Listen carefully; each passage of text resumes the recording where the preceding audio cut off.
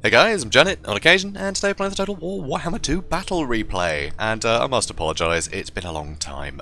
This week I've been so busy, I'm absolutely exhausted. But we're back, so that's good. That's a good thing. So as you can see here, this is actually slightly based on a build I brought on my stream where I went like all Skinks. But this is against Tomb Kings, not Wood Elves, so it's going to be tough. So I had to edit it a bit. So I've got a front line of skink cohorts. In the back I've got 3 with javelins. Behind them I've got 3 chameleon skinks. I did have 3 skink skirmishers as well, but I had to drop them. And 1 unit of skink cohorts to make room for this feral carnosaur. Because I needed more armor-piercing, anti-large, big stompy dinosaur action.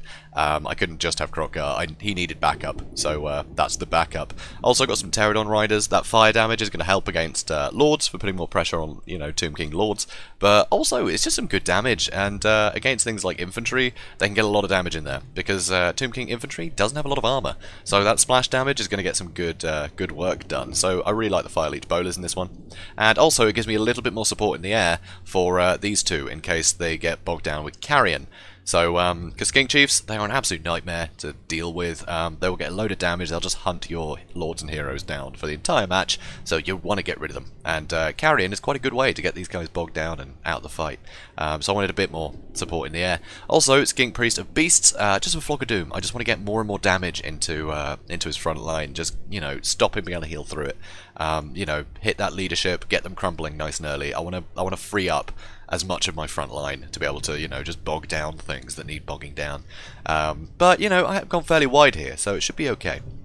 So, oh, and also, last but not least, the Bastiladon Solar Engine. Most Tomb King Lords are weak to fire, and this guy shoots fire, so that's pretty perfect. So, he'll definitely be useful. And also he's got that blinded as well, which is nice. So if we have a look, he'll be quite useful at shooting at great bows and things like that, because minus 40% accuracy. So if I can do that to a unit every 10 seconds, it should make them far less effective. So that's rather nice. So anyway, let's look at his army, I suppose. So here you can see he did bring carrion, but he's running straight in because he can't see that I've got a load of skirmishers. The chameleons are stalking. So that's good. So he's going in there just straight away, try and get rid of the skink chief and the priest. He's also got some horsemen backing him up. Obviously they'd have to jump pretty high to get, you know, these guys, but still. It's, you know, worth bringing them along. And over on this side you can see he's got 3 more horsemen, as well as a Tomb Prince and Arcan the Black. So, Arcan the Black, not going to be as useful in this. Obviously got the Tomb Blade for that mad healing, which is going to hurt like hell. I hate that. But anyway, he's got Death Magic, and frankly, if he uses a load of Spirit Leeches on, you know, Crockgar or the Carnosaur, I can use Cold Blooded to get through a lot of that for essentially for free. And also, Fata Buna, what on earth is going to target with Fata Buna? I haven't really given him a juicy target. I've got no Temple Guard or anything. So, yeah, so that's pretty great. So I've denied him the chance to really capitalise on that. So, and for his main line, you can see he's got Spearmen all over the shop. He's got some Ushabti, which my Skinks can't hurt, basically, which is not good. And he's got 3 Ushabti with great bows in the back. And that is a lot of armour-piercing missile damage there. He's also got some skeleton archers. I guess maybe he had some money left over, I'm not sure. And he's also, excuse me, he's got some Nehakara warriors as well. These guys will trade incredibly well against Skinks.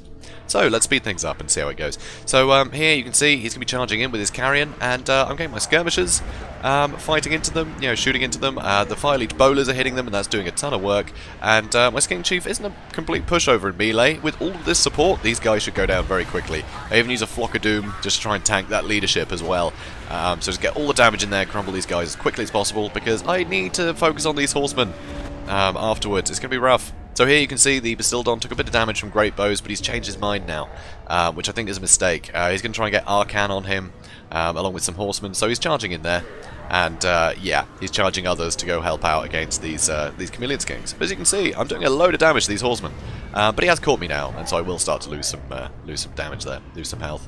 But you know, Fire Leech bowlers still being thrown in. It's pretty great. I even got my priest involved.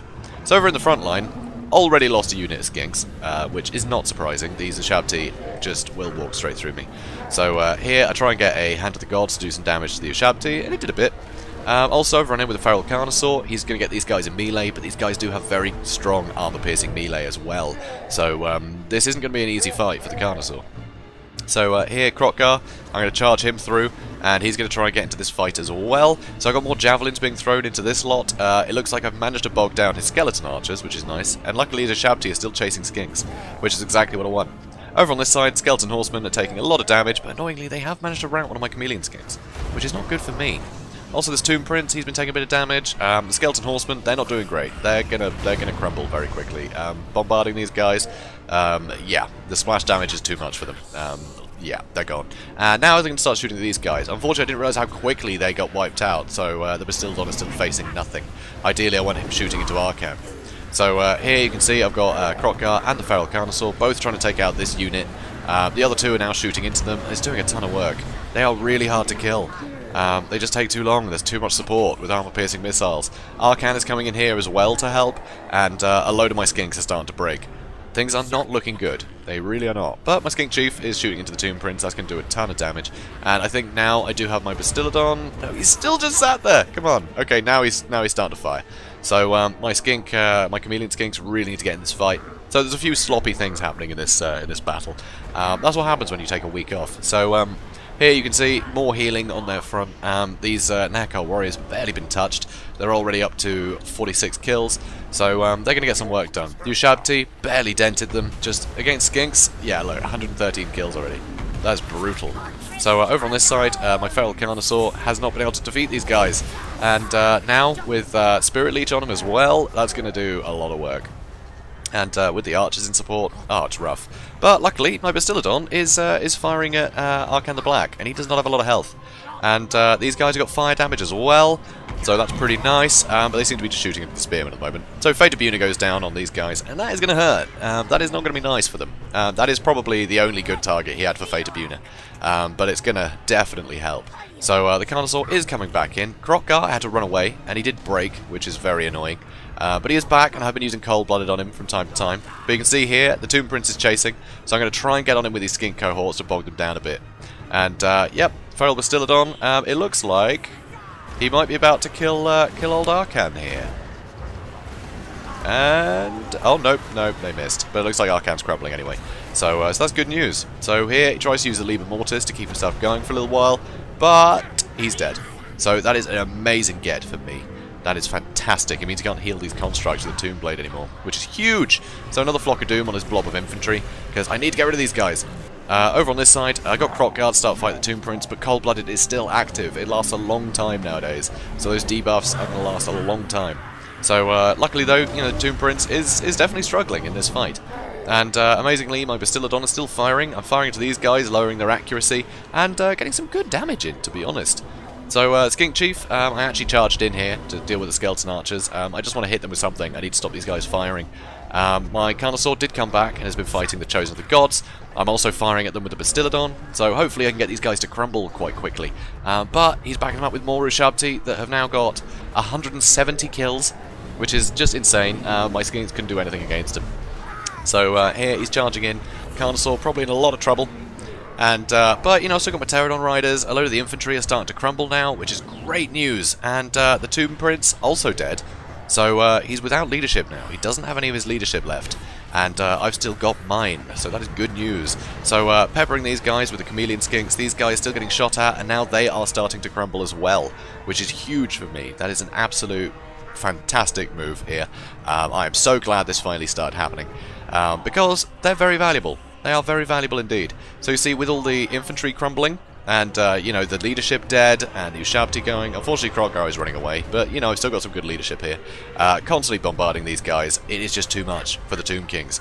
At that point, they crumble, which is just, oh my god, this was such a tense fight. It could have gone either way. I was very lucky. I think that, you know, they all crumbled at the end there. I think as Ushabti, if they hadn't broken, they could have basically finished off the rest of my army quite happily. It was pretty rough, that's for sure. So we look at the kills, you know, some of my Skinks did okay, some of them got completely trounced. It was pretty crazy. It just depended what he threw Ushabti at, to be honest. Whatever had Ushabti fighting them didn't do so well.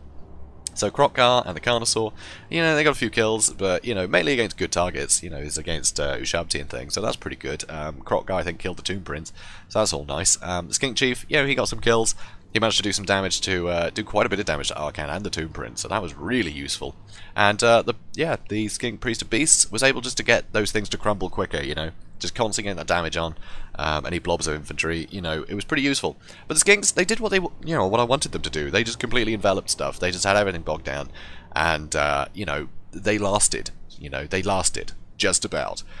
Which was great. So, I was able to get some really good damage in with the Bastiladon, the Fire Leech Bowlers, and my heroes. So that was great, but my god, it was tense. If he'd gone even slightly more construct heavy, I just wouldn't have been able to deal with it. If he just had, like, I don't know, even just a Tomb Scorpion or something, just chasing, my heroes around, I wouldn't have been able to do much. I wouldn't have been able to run in to get the Ushabti, he would have just had something that could just pin me in place and be a nuisance. So it was really, really tough. I was really... Although the Skeleton Horseman, pretty great if he'd gone all in, try and get rid of the Chameleon Skinks. But, yeah, I don't know, it's a tough call. If he'd rear charged, with all of them onto my Skinks, my front line would have buckled straight away, and he could have chased most of them away. It would have been almost impossible to stop them. But, the fact he went with Horsemen rather than Constructs, I think worked out better for me in the end. He still had a lot of Constructs that I couldn't really do much to, but he could have gone more construct heavy, and at that point I would have just lost. I just didn't have, a solid enough, sort of dinosaur army.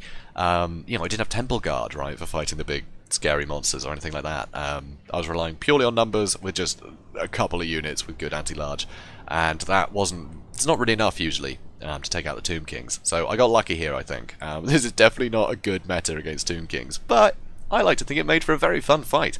So, guys, if you agree, then please do comment, like, and subscribe, and I will see you in the next one. Have a good day, guys.